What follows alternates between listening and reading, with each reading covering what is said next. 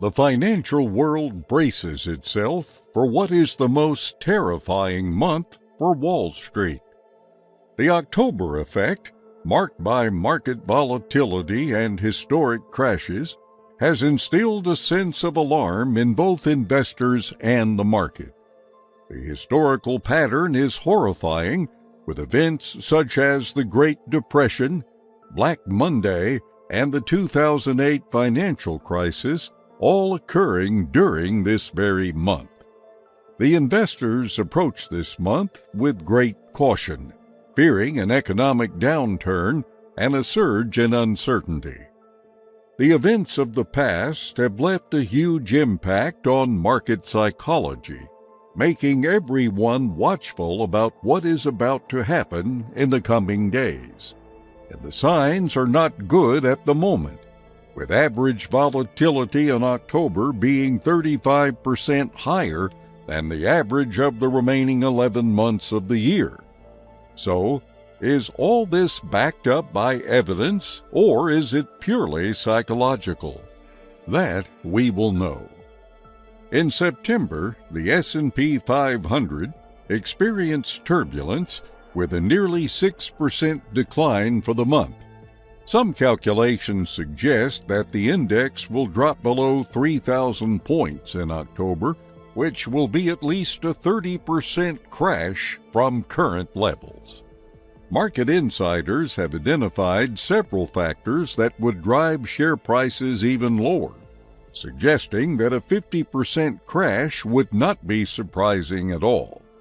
The Dow experienced its largest decline in 7 months, losing 454 points early last week, which caused the index to turn negative for the year. The market has reported significant losses for 2 consecutive months, and it appears to be headed for a third. The situation is evolving rapidly. According to recent reports, 2 key market indicators on Wall Street suggest that investors are feeling anxious.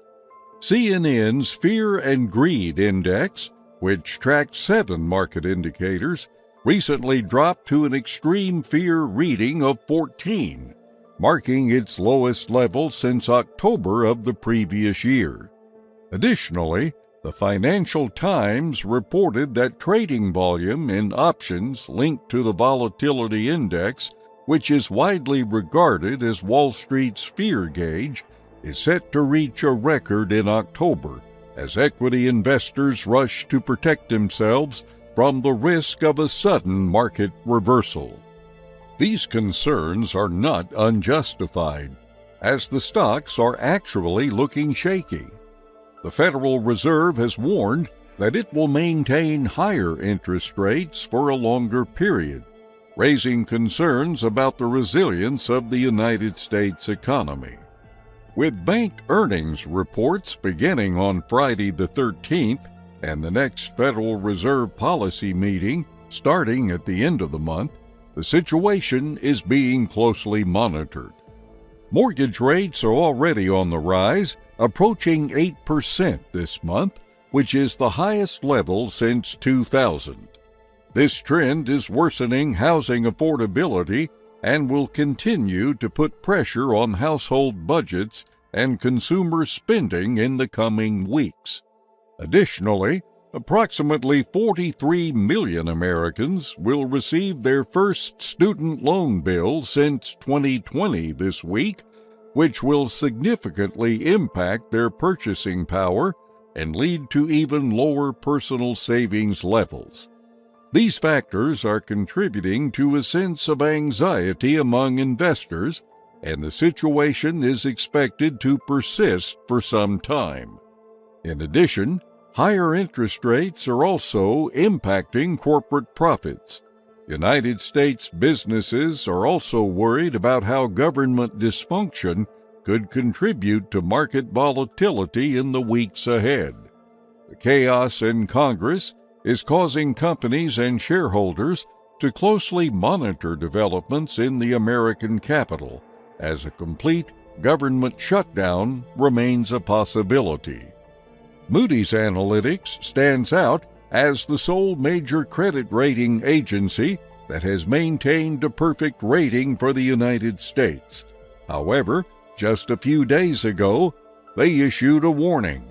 They warned that the occurrence of a government shutdown on November 18th would result in a negative assessment of the United States' creditworthiness.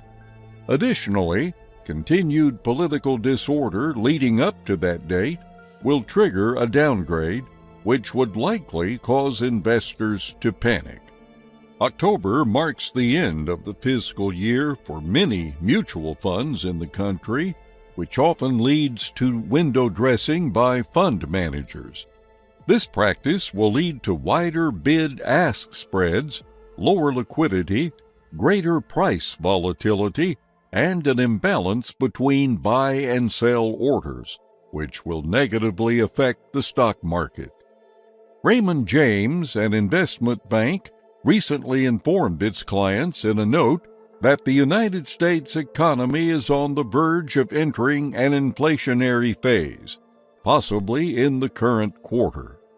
J.P. Morgan, one of the largest financial institutions in the United States, also anticipates a turbulent few weeks on Wall Street.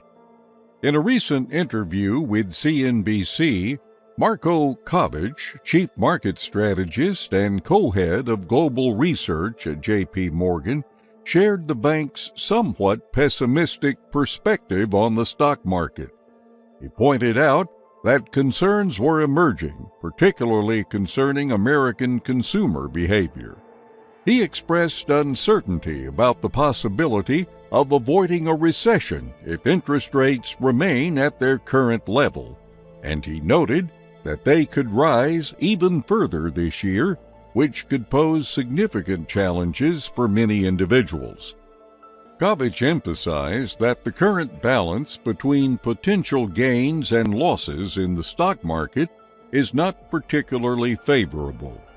Due to this, the bank is opting for a defensive stance, choosing cash as it offers a 5.5% return, which is an attractive option. Kovic acknowledged the possibility of further gains in equities, perhaps even around 4 to 5%, but he also cautioned about the downside risk, which could be as significant as a 20% drop. When compared to the safer option of cash with a 5.5% return, the appeal of equities above this threshold seems limited. Additionally, some experts are suggesting that a brief rally will occur, drawing bullish investors back into the market, which would amplify the potential for more market volatility.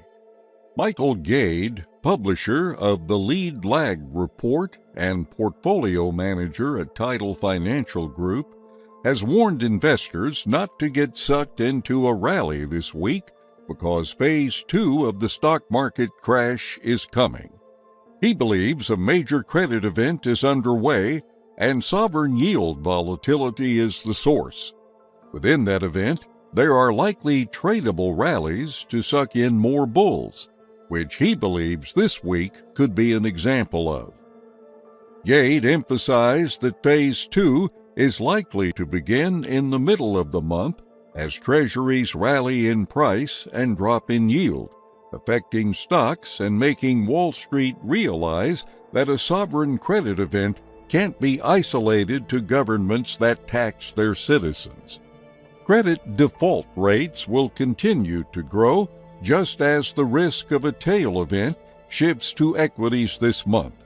The so-called magnificent stocks, including Amazon, Alphabet, Meta, Apple, Tesla, would be particularly hard hit in such a scenario, sparking high double-digit losses as they catch up to the rest of the stock market and sectors like consumer staples and utilities. While some may argue that markets can be efficient even if stock prices exhibit greater volatility than can apparently be explained by fundamentals such as earnings and dividends, Gade's warning highlights the potential risks of a credit event and the importance of being aware of the potential consequences of market volatility. Albert Edwards, a global strategist, has warned that the United States stock market is sending worrying signals, and any indication of further economic deterioration could lead to a flash crash.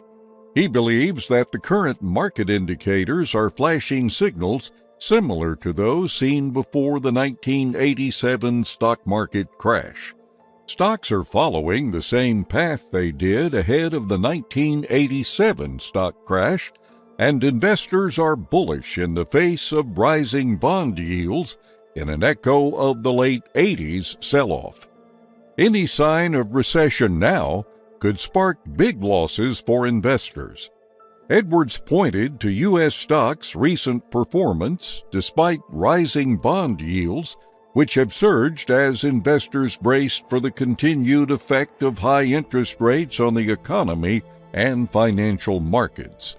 The yield on the 10-year U.S. Treasury recently passed a 16-year high, climbing to about 4.76% on Tuesday. The outperformance in the face of soaring bond yields could be a warning of pain to come if history is any guide. The landscape today is reminiscent of the run-up to Black Monday. He says when stocks were resilient amid rising bond yields before the Dow plunged 22% in a single trading session, its sharpest one-day decline in history. The similarities between 1987 and now are horrifying, and they are quite a lot.